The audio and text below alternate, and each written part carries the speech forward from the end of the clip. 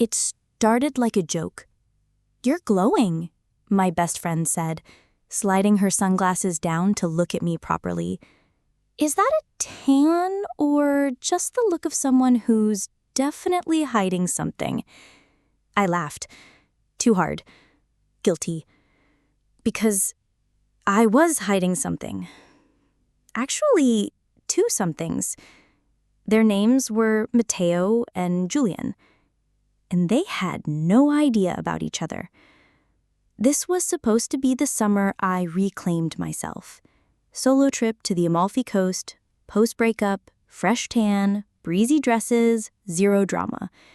My Pinterest board was full of lemon trees, wide straw hats, barefoot mornings, and sleepy piazzas under the sun.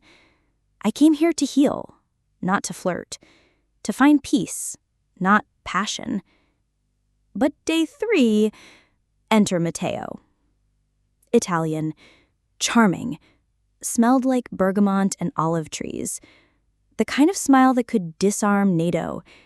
We met in a tiny bookstore, tucked between a wine shop and a chapel, where time felt sticky and slow. I was pretending to read poetry. He was actually reading it, in Italian, of course. Leather-bound Rimbaud in hand, eyes like dusk. He noticed me skimming a page and offered to translate a line. He said, "Il tuo nome ha il suono del sole." Translation, "Your name sounds like the sun." Yes, I melted. Right there between Rimbaud and red wine. Matteo was everything you'd expect. Late-night Vespa rides along winding cliffs, espresso shots at midnight, his hand always finding mine in the most cinematic ways, under cafe tables, brushing mine on stair rails, pressing warm against my thigh during impromptu sunset concerts. He cooked too, like really cooked. Linguine alle vongole with white wine he poured blindfolded just for drama. He sang to old Italian records while sautéing garlic. He read out loud to stray cats in the garden. He had this way of making the world feel like a tiny stage, where we were the only ones with a script. I wasn't planning on falling for him. But then came Julian. He showed up a week later. It was one of those days that started wrong. I spilled espresso on my white dress, burned my shoulder in the sun, and argued with Matteo about a canceled plan. I was restless. I wanted to feel something else. Enter yacht party. I wasn't even supposed to be there. A girl from the hostel dragged me along, claiming she had a thing for French accents and rich man with boats. I had zero expectations, until I saw him. Julian. French. Tan. Effortlessly confident. Sunburned shoulders, tousled hair, and a thin gold chain that should have looked tacky, but didn't. He had this boyish arrogance. Like he knew he was trouble, but didn't care if you found out. We collided at the champagne table. Literally. I spilled Prosecco on his linen shirt. He laughed. I apologized. He told me, "You must be the most expensive mistake I've made all day." And I laughed. The real kind. Loud. Honest. We talked and talked. Danced barefoot under string lights. Swam off the side of the boat at midnight. Clothes floating like flags of surrender. The scene was warm. His hands were warmer. We watched the sunrise from the deck.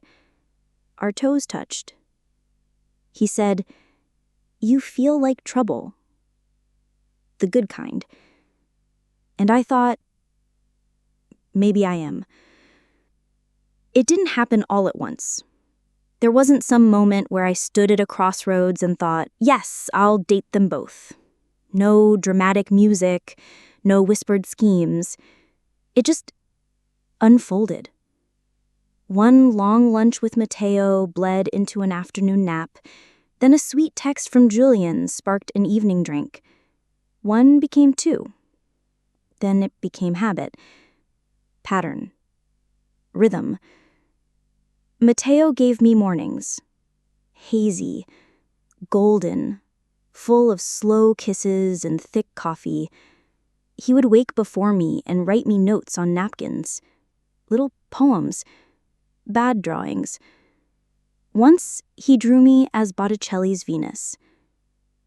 Julian gave me nights, music, mischief, skin warm from dancing, salty from the sea. We snuck into private beaches, ate ice cream for dinner, shared secrets under street lamps. They didn't ask too many questions. Not at first. Not in Italy. Everyone's a little slippery in summer. And I told myself, this is temporary. This is a story I'll tell my friends over wine in a few years. A little reckless, a little sexy, a little sad. But what I didn't expect was the feelings. I started caring. Too much. One day, I caught myself checking my phone in Mateo's bed, smiling at a message from Julian, and then checking it again in Julian's bed, missing Mateo's morning voice. I was living 2 lives. 2 names, 2 smiles, 2 ways of being. It was thrilling, addictive, dangerous. And I knew something had to break. Suspicion has a sound. It's not loud. It's quiet. Like the click of a door you thought you locked, or the pause before someone answers a question you didn't ask. Mateo started noticing. Not outright, not yet. But he began asking if I was tired more often, asking who I was texting. He'd tilt his head, soft eyes narrowing, the corners of his mouth twitching like he was forcing a smile. Julian was more direct. One night, sprawled on a rooftop with 2 beers and a bad playlist, he looked at me and said, "You disappear sometimes. Where do you go?" I laughed it off. Changed the song. Kissed him longer than necessary. But I felt it. The net tightening. I tried to be smarter, slipperier. I scheduled phone calls with friends in cafes to cover gaps, changed my outfits completely between visits, started keeping track of conversations in notes so I wouldn't repeat myself or mess up details. I was juggling glass, blindfolded. And I was getting tired. But also, I didn't want to stop. There was something about being wanted in stereo, about stepping into 2 different versions of the same dream, about the illusion of choice, about the power. Until one day, I made a mistake. It was supposed to be simple. I told Mateo I had food poisoning, something with the mussels the night before. He looked worried, offered to come by with medicine, fresh lemons, ginger tea. I smiled weakly and said, "No, I just need rest, sleep." And then I packed a beach bag and left for a seaside town an hour away with Julian. The day was perfect. Light breeze, wine before noon, salt in our hair. We danced in the sand to music playing from a stranger's speaker, ate grilled octopus on plastic chairs, took photos that I'd never be able to post. We kissed like it was the last day of summer. I felt invincible. Until I turned around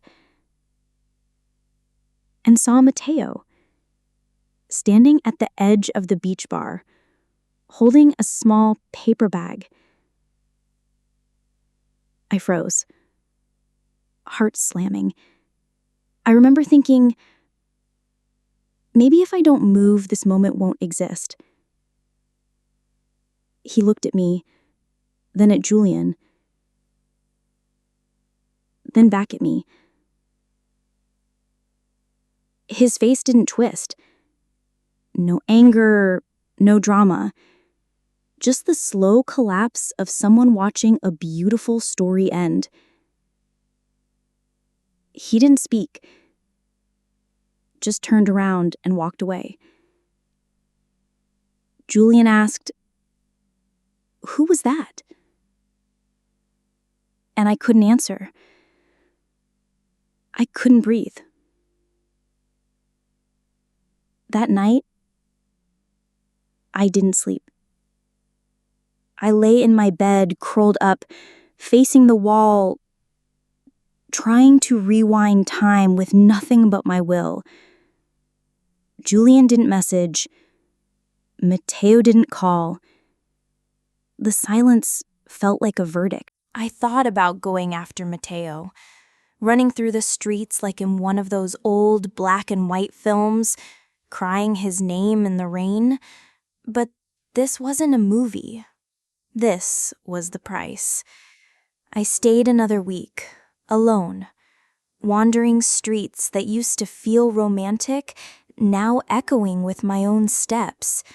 I ate pasta alone. I read in the bookstore where I met him. I passed the bar where Julian made me laugh until I cried. And I felt it all. The sweetness, the guilt, the chaos. I tried to forgive myself. It wasn't easy. I wanted to write to Matteo. I even drafted the message 12 times. But I never sent it. Because what could I say? I cared for you. I didn't mean to hurt you. I wanted too much at once. Would that make anything better? Probably not. So instead, I wrote this. To remember. To tell the truth. To make peace with the part of me that wanted to live everything, all at once.